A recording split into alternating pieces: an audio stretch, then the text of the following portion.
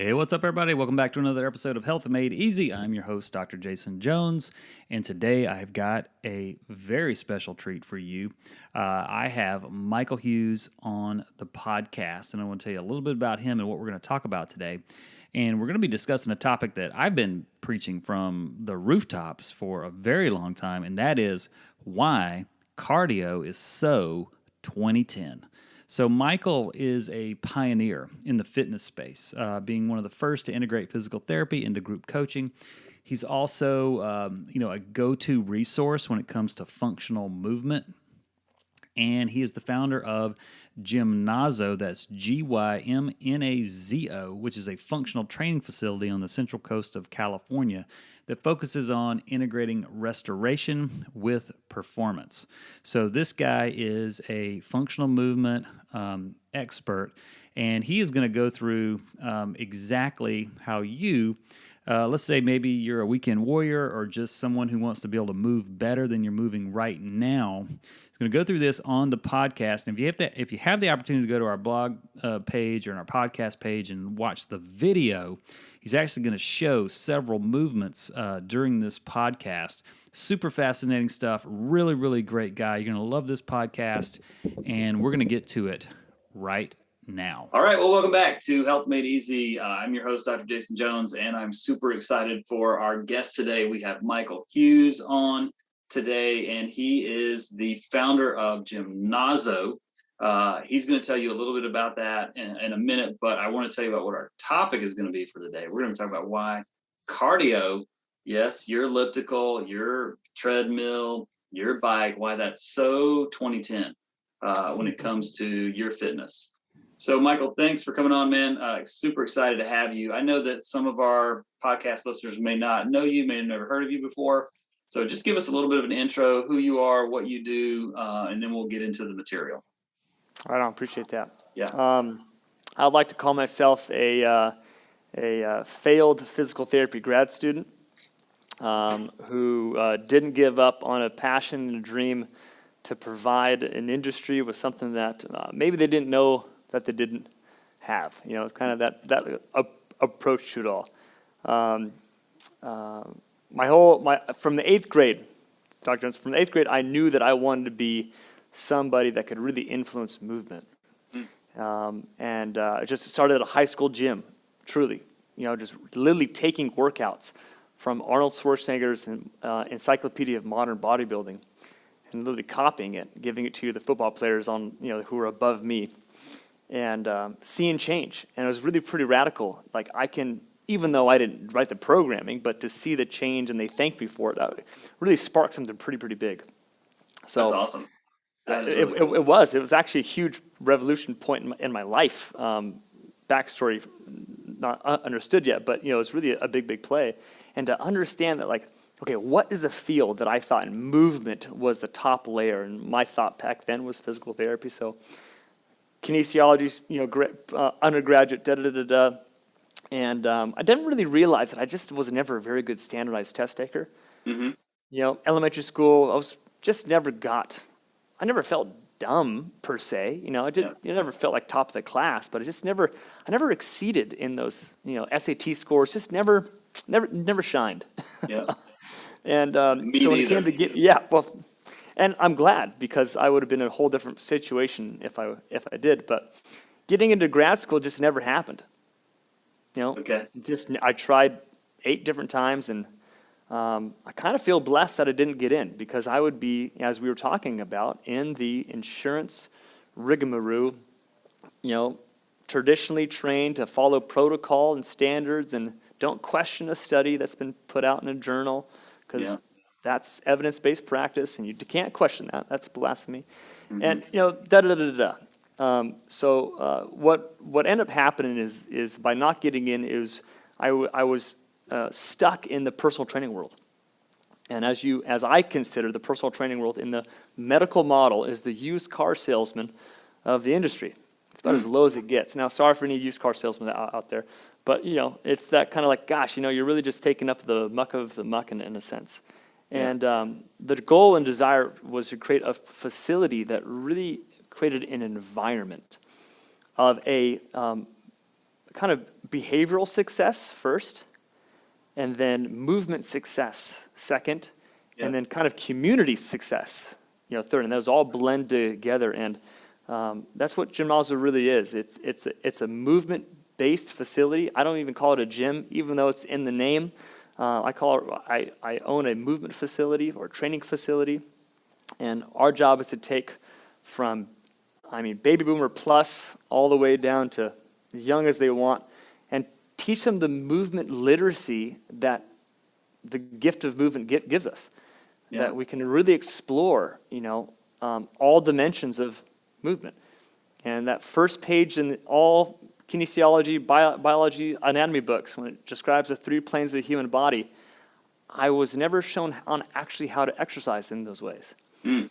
And so that's what we do. We really explore human potential, and it's pretty cool to see some, baby boomers plus that are moving well into their 70s, 80s, and continue to have that lifestyle that versus like, I'm retired now, time to park ourselves on the couch and just wait until the final day. No thanks. No thanks. And I'm with you on that. I think, and it's so fascinating, it's like when people are younger, they're like, well, I can move, I can move this way, I can move that way, I can do this exercise, I can lift this much, all these other kinds of things. But I think what people don't realize, and this is where like an expertise like you have really comes in, is just because you can move, that doesn't mean that's supporting your physiology, you know what I mean? Or supporting like your well-being or your joints or your muscle tissue or tendons or ligaments or anything like that. You could be moving in patterns that are actually very destructive, for you. And just with 100%. some training, with some just getting the time and getting the repetitions in, you could set that person up for a life like they could never even imagine of the, in their 70s, 80s, and 90s, just moving, and doing things that otherwise they would have destroyed their hips and knees and spine and everything else, just because they didn't know they weren't moving correctly. Yeah, and it's really that funny phrase of movement awareness. We don't know what we don't know. Yep. And it's tough to not. It's, how would you know it? Unless someone walks around with a mirror in front of you everywhere you go, you don't see yourself move. And your proprioceptive system's designed to kind of follow the path of least resistance. Mm-hmm. And which it should. And that's physics, right? Yep. So as we always say, and this, we kind of say this jokingly, that everyone joins a relationship with a little bit of baggage that they bring to that relationship. Well, sure. Everyone joins our facility with a little bit of movement baggage that they bring to this relationship. And it's our job to sniff it out. And, I love it, man. I love it. Well, speaking of baggage, people have a lot of baggage around cardio. The cardio part of most gyms take up the entirety of the gym, and then there's a couple of free weights around. Why is cardio? First off, why is it so 2010? What is it? Why do people get stuck on it? What's wrong with it? Per se, in your opinion?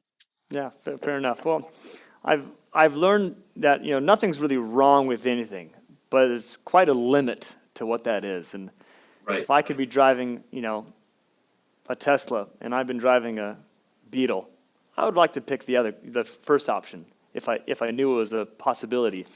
And growing up in that big box gym setting, working there for several years, you got treadmill alley, you got the whole thing. It's like that's one side of the whole facility. And it's so interesting because if you think about cardio in the traditional sense, even jump rope, right? It's not even on an elliptical. It's so 1D. It's so forward. Yep. Stair stepper, elliptical, recumbent, all the different bikes, all those things. It's just always forward.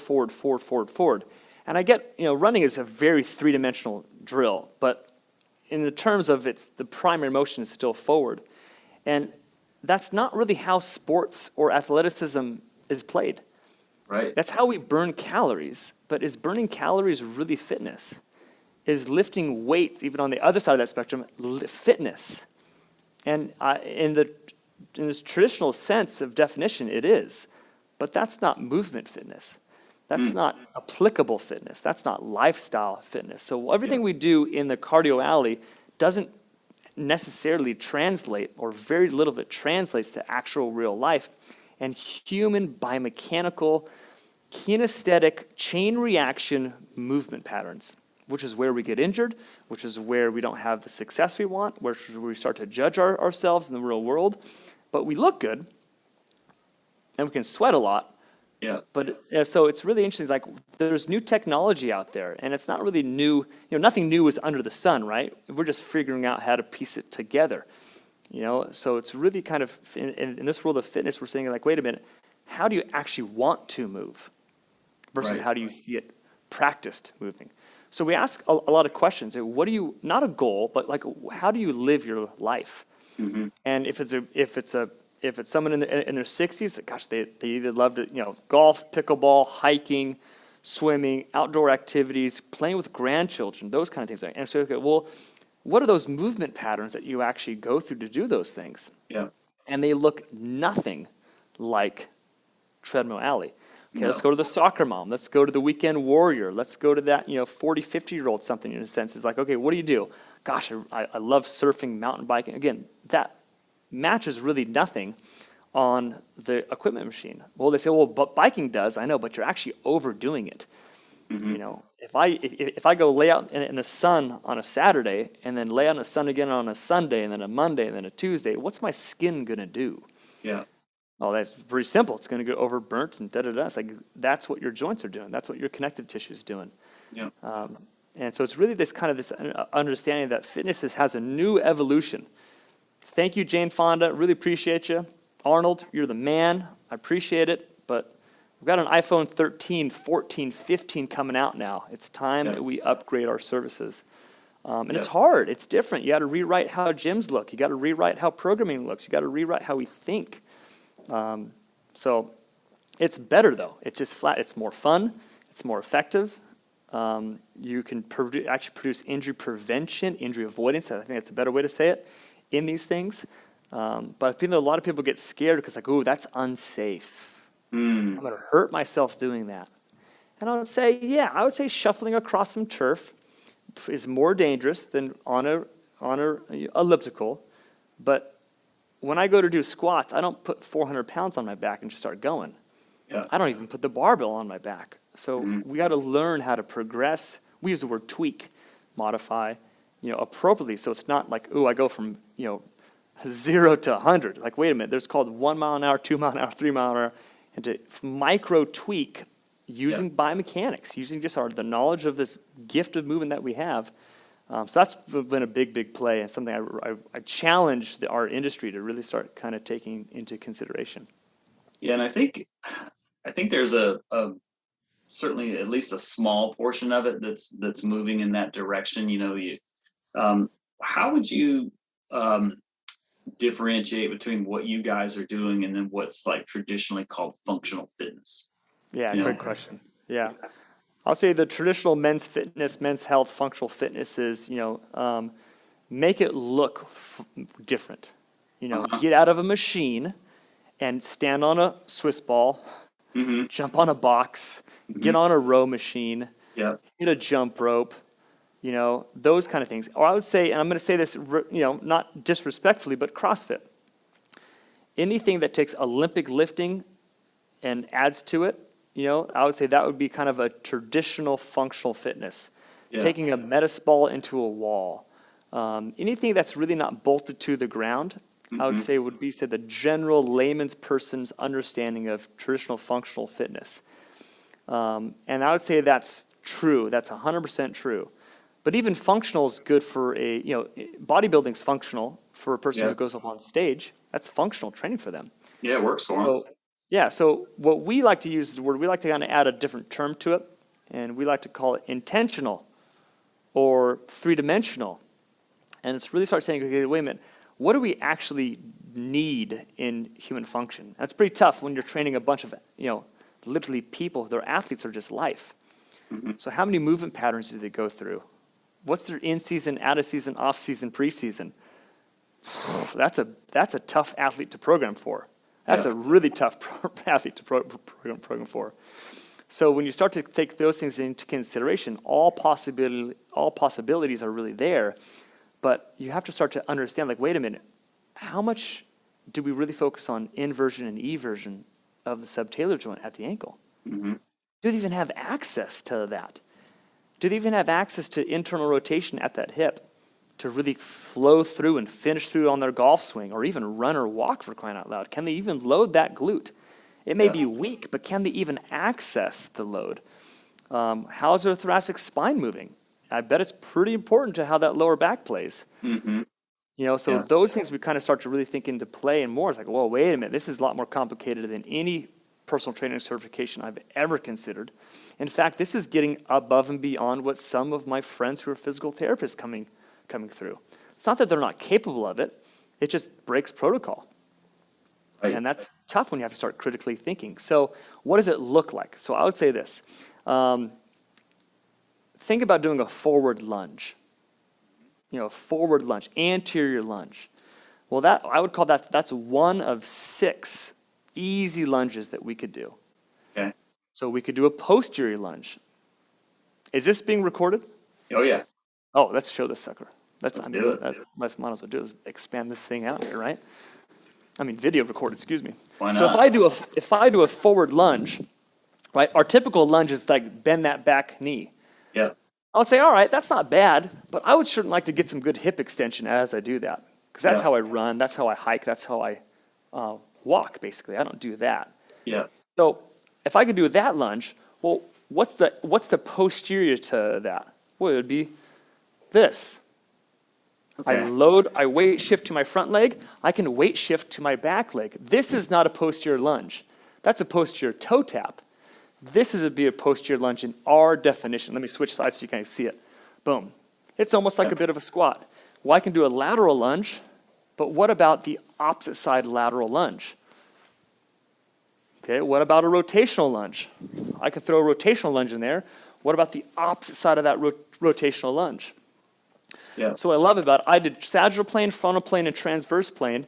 What I got is I got hip extension, I got hip flexion, I got hip abduction, hip adduction, hip external rotation, hip internal rotation, all very functionally. Gravity's thrown down on me, ground reaction's coming at me, I'm authentic in my movement patterns, and I can do the same thing. I can stretch this side, but I can strengthen this side. So I got the posterior chain working, I got my medial chains working, I got my lateral chains working up the IT band, and I got all those tissues now going through rotational loading through that. And that's really cool when you start to think about muscles don't attach in straight lines. No. There's obliquities to them. Some muscles go in straight lines, some. But most of them have a curvature to them, a wrap to them. The hamstrings, right? It's an up and around. Yeah. So if I tweak my position on where my foot goes, I'm tweaking on different focuses on different muscle groups, giving access, more movement literacy to more muscle groups. Therefore, I can hit more groups, more fibers in more ways through mobility, stability. And now I'm probably, what the hell? Like, there's so many options here. And all I did is 6 different lunge patterns. Yeah. So is that functional? Well, some of those are not functional at all to some people, but it's certainly functional to the human spectrum of movement. And that's what we call functional. Sorry, that was a long answer, but that's okay. That was a great answer. So to piggyback on that, so obviously the more functional the movement, the more fibers that we incorporate, the more planes of motion that we incorporate, the more well-rounded that person is in their ability to just do life, because they're gonna get in weird positions, doing things. Exactly. I mean, nobody does, a deadlift to like pick a pencil up off the floor. You know what I mean? It's very, it's very, it can be done a lot better than the way a lot of people do it.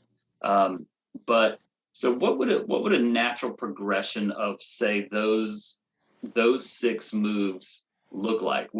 You would start with just getting the movements down, the steps right, and then would you start adding, load to that? Would it be,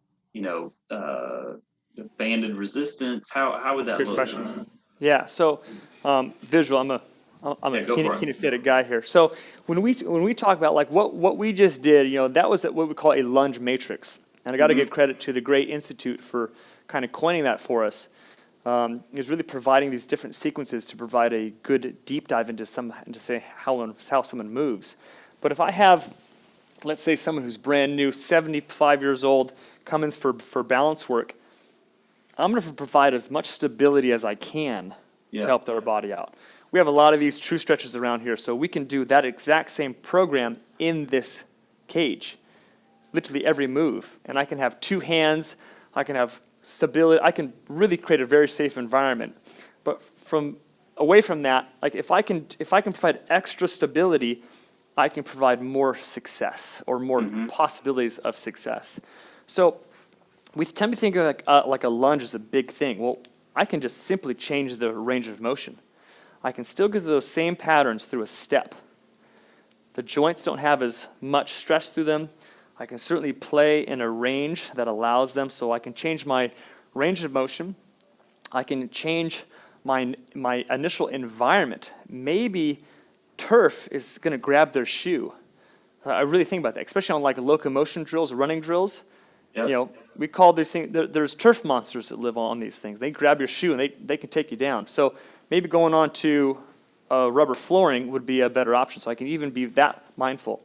If I even go to the point where I can change what actions and what positions I'm actually in, I can actually take that same process and change it into a kneeling. So let's say the knees are healthy, whatever the case is, I can take that into a kneeling. So now I've removed the knee, the foot-ankle complex. I could get much more isolated motion at my pelvis, at my hip joint, my hip complex, and I can progress all the way through here. So we use this pattern a lot for ankle sprains. How do I mobilize the hip but not put any more damage through a wounded ankle? I still want to mobilize that hip. I still want to strengthen the hip. I can even do balance drills in that same pattern. I can toe tap. So now this leg is doing all the balance work as I go through those same patterns. I want to show my possibilities here around the corner and around the corner. So in all those different ways, I can now take positioning and go after that. And then what I really love about all those kind of progressions, like, oh, Michael, that's the easy stuff. That's the small, fine-tuned stuff. What about taking it to someone who really wants to push the limit, someone who really wants to take that and say, well, give me some more. So we like to use these Vipers. And from this standpoint, it's like, oh, let's take it, instead of just a clean to a press, let's take that into an anterior lunge, to a clean to a press. Let's take that into an open rotational lunge, to a clean to a press. Or even from a lateral all the way up and flow it up. So we start taking these funky patterns and load them appropriately. By the way, this is only 22 pounds versus a standard barbell. That changes the game a lot, and you can start to provide a lot more freedom of opportunity through joint ranges of motion, strength potential. And I really love about how we don't really have heavy weights here. Yeah. Because me doing a deadlift from a narrow toe stance or a toed in, for crying out loud, toe stance, I don't need 200 pounds on either side. No. And so it's really kind of, like Mike Boyle, a lot of these strength coaches, they're kind of like, they're trying to kill the two-footed squat, back squat, because it's not functional. I would say, yeah, we rarely do this in athleticism. In fact, very, very rare. So a single leg is appropriate. They put the foot up, what case is, do a single leg.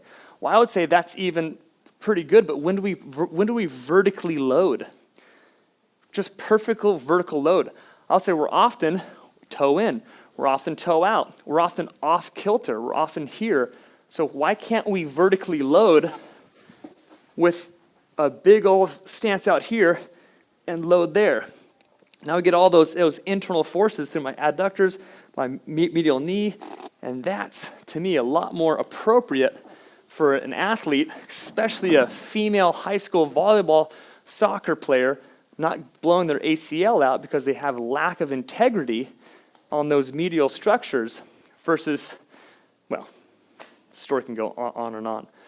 No, So, I'm with you on that, because I think the what I'm getting from it is that, traditional training does make people strong in particular planes of motion, yeah, but when you translate what really happens during athletics, or life in general, right. you take those folks they're fit, they're strong, but then in the where it counts, they're really not that strong, and they're not that capable, Right. and they are an injury waiting to happen. I mean, I fully get that, because my undergraduate degree was in athletic training, so Oh, very well. we were the ones that were scraping people up off the courts and Yeah. off the field, and you know, uh, Right. just blown ACLs and ankles and everything else that you could ever imagine. So I think that incorporating this, even though they're going to train like that, I mean, there's, in their weight rooms and whatever they do, but putting this together with it is going to make them a much more capable athlete. Yeah. And it's gonna Perfectly prevent said. so many problems in the future for them. Perfectly said. It's really it's an injustice when we teach an athlete that they're super strong in bench, clean, squat, Right. and then they go to the field and they act like that and they perform like that, but then they get injured and they're just beat up. They're like, everything I've done. And they just don't understand why. And I'm not going to blame the coaching staff. I'm not going to blame. He's just blaming the lack of education that's filtered through the system. I mean, I was the same person. I was the same dude going to the gym, bench press every day. Just keep bench pressing because that 3 sets of looks 10. good. You know? Exactly. Yeah. And so when we start to look at it a lot more, like what are the gaps? We're training a lot more of our college athletes here now, and they have to hit the weight room. They have to. It's part of that's their participation as an athlete on that team. Yep. So when they come here, we fill in those gaps, and it's amazing how they start to see, like, wait a minute, like I'm getting a lot bigger gains in my major lifts.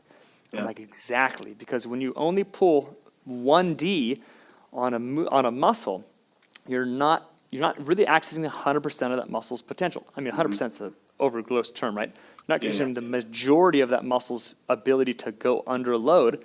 And what I love about a rubber band is the more you pull that sucker back and twist it and angle it, the more tension that you get. Yeah, there's a primary, but don't forget about the secondary and the tertiary motion patterns that can add even more pop and even more potential to decelerate and accelerate movement patterns. And it's kind of like, whoa, like that's for me, it was like, whoa, like there's so much more I could do as a trainer versus the standard 50 drills that we've just been plagued with. And we're still wondering why NFL people are getting injured preseason. It's like, wait a minute, preseason, you've been doing the wrong limited lifts. They're limited lifts. A hamstring curl should not be on the bucket for strengthening someone's running speed. Have not done one of those for years. I'm sorry. They're probably my curls are probably pretty weak. So but I just don't do them.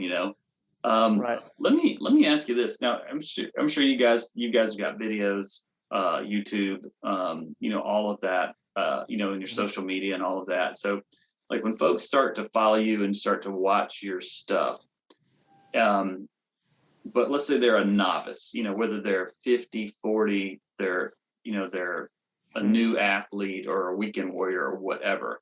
What would be maybe the top 3 things that you would tell them, this is where I would start with this sort of stuff? Like they don't live in the area, they're gonna try to do some of these things on their own that you might teach in a video or something. Oh, to be quite frankly, what I previously showed is where we start. That's actually what I showed was a movement assessment of the lower extremities. Okay. Doing a forward lunge. Now, some people may not be able to do a full lunge. Do a step.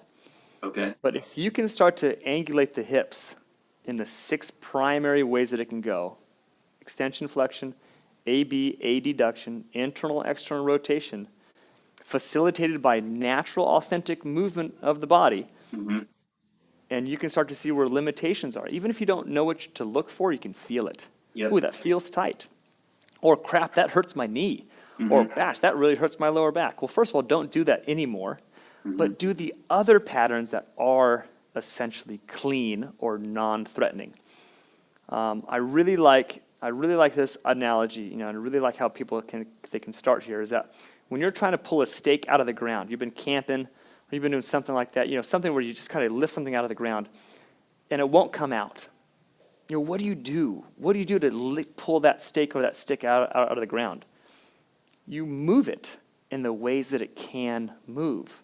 If it won't lift, you go side to side. If it can't go side to side, you go forward and back. If it doesn't go forward and back, you start to spin it. Yeah. And we all have the intuition built into our physics of understanding, or our understanding of physics. So the hip is no different. Same laws of physics. So don't start to push something like, oh, that hurts. Yeah, listen, please. But don't stop there. Do what you can do successfully. So that's what I'm a big fan of that we call the Lunge Matrix. We can do an arm swing matrix. You could do quite a few things that really provide multi-directional, multi-dimensional access to your tissues to start saying, wow, that's a strengthening drill in one leg, but it's actually a mobility drill in the opposite leg. Mm-hmm. And to be quite frank with you, I would say that is, if I would do that 5 each side every morning. Okay. As you're drinking a cup of coffee. That'd be kind of the nice blend. That'd be a nice blend. Let's get some black coffee and get some fat burning going on. There you go. I like it. Yeah. I like it. Or bulletproof. It depends on your style, But, But it's like, we're already burning fat as we get up in the morning. It's like, why wreck it? Let's get some. Let's stay lean. I'm a big fan. Right. No doubt. So let me ask you this. So what? I don't know how I want to say it, but I see folks focus heavily on their strengths when they're lifting. Like I'm good at X, I'm strong at X, so they just sort of continue to do those moves that they're already good at. And this just seems like you should focus on the areas where you have restriction. You have lack of mobility, or you have, like you said, it just maybe that hurts. What would you say to that person that just is always doing that thing that they're just already good at, or they're strong at? How would you communicate to that person to get them to understand how much this is going to really help them? Yeah, I would kind of say it like, most of us, probably listen to this, own a car, or at least driven one for quite some time at least. I would say, how often do you rotate your car's tires? And, we say, well, gosh, never. It's like, all right, well, the life of your tire is going to be significantly reduced. And the reason is because the weight of that car is not equal from right to left or from front to back. And if you don't change that tire, you're going to easily see a wear groove happening on that tire. Well, our joints experience that same wear groove because our ligaments are not don't have equal tension in them. Our tendons don't have equal tension in them through the soft tissue, fascial tissue, connective tissue. So we're going to find a movement pattern that we like the best. And if we're really good at it, we're going to do it a lot more. And if we're really strong at it, we're going to try to get stronger. It's like just keep doing burnouts on your car and don't rotate your car tires. If you have an all-wheel drive car, well, at least you're going to burn the tires relatively equally. But front wheel, you're going to burn those front wheels faster, those back wheels faster. So I'm okay with that if you're okay with that, and you're going to have to park that car a lot sooner. Yeah. How about we start to rotate those car tires a little bit? Doesn't mean stop doing your strengths, but spending a little bit more time, if not a lot more time, balancing out the wear and tear on your body so your joint, as I use the word joints loosely here, right? It's more ligaments and connective tissue that really gets beat up. Yeah. So they don't get that stress, that tear, that micro, kind of little abrasion in a sense. The bursitis, the tendonitis, that is really an overplay symptom. And the cause of those symptoms are more than likely built into the way your body has a habitual pattern of movement. And if you don't know what those patterns are, I don't blame you. But start to play with the options and see where it is. And from there, well, if you still can't figure it out, well, there's very intelligent people out there to help you. More so now than ever before. But you know, so that would be my understanding analogy is that I'm sure you'd have maintenance on a lot of things in your life. Better have maintenance on your car or on your body. Excuse me. For sure, regularly.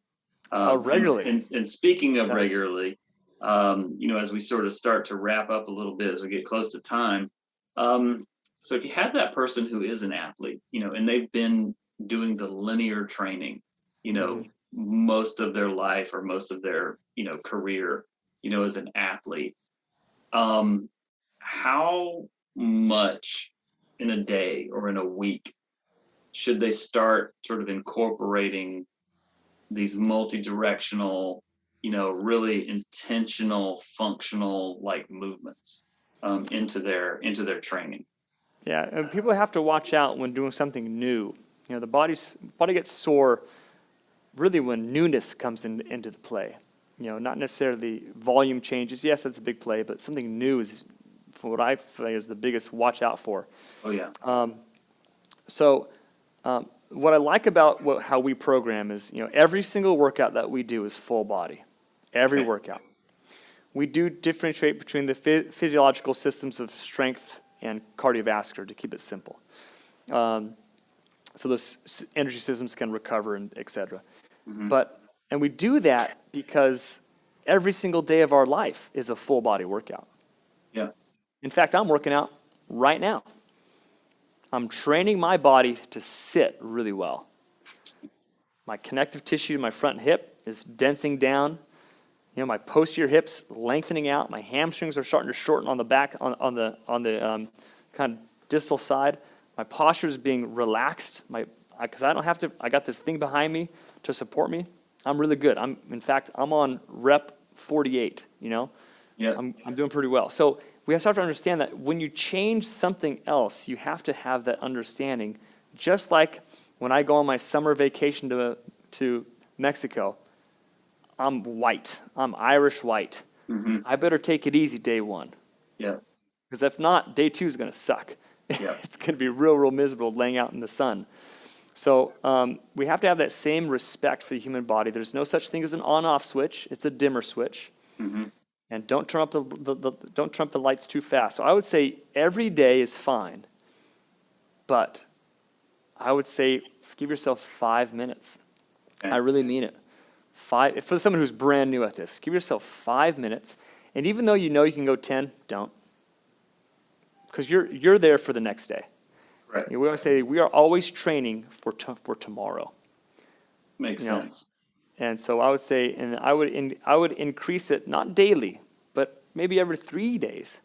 5 minutes the first 3 days. Again, you got to think about it. Whoever's done a couch to marathon or couch to half marathon, you look at that training protocol.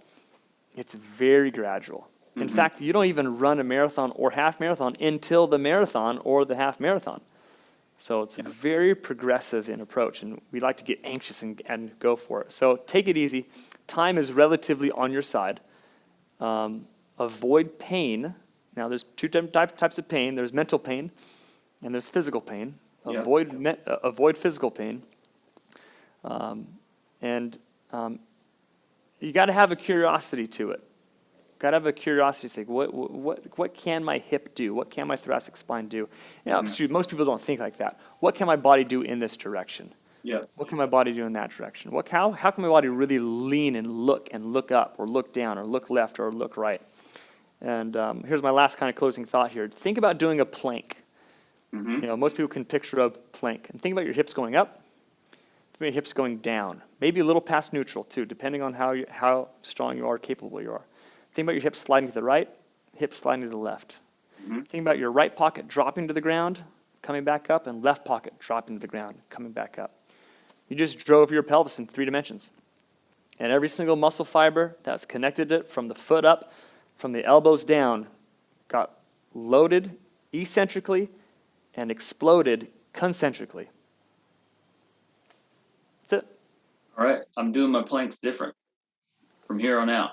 Here on out. You got it, man. I'm definitely doing that. Well, Michael, man, this has been great. I just want to finish with just saying, one, I totally appreciate what you guys are doing. I think you're blazing new territory. I think that the concepts and the way that you guys are addressing the human body is something that is way overdue. It's something I'm excited to just kind of dive into, even more so than I already do, and check out more about what you guys are doing. So I just am very grateful to have you come on and just share, with our audience, all of that. And I would encourage everybody who's listening to this to check the video out, because you'll be able to see exactly what Michael was describing. So how can our audience connect more with you guys? Is it social media, email? Yeah, appreciate that. Thank you for the opportunity. If you're a client looking to move better, go to our YouTube channel, Gymnazo Edu. Check out our podcast. Actually, if you're a coach or a client, quote unquote, you can go to both of those. Mm-hmm. If you're a client looking to kind of see how this all kind of pans out, go to gymnazo.com. If you're a coach thinking like, gosh, how can I do this? How can I kind of glean this open source kind of stuff? Go to gymnazoedu.com, because we want to serve both. We want to serve both. But YouTube channel is always great. It's always good to see, hear, look. Absolutely love it. And I'm going to get this video up there as quick as I can, so people can check it out. So Michael, again, thank you very much. Thanks for coming on, and good luck with everything. Keep pushing forward. You guys are doing great work.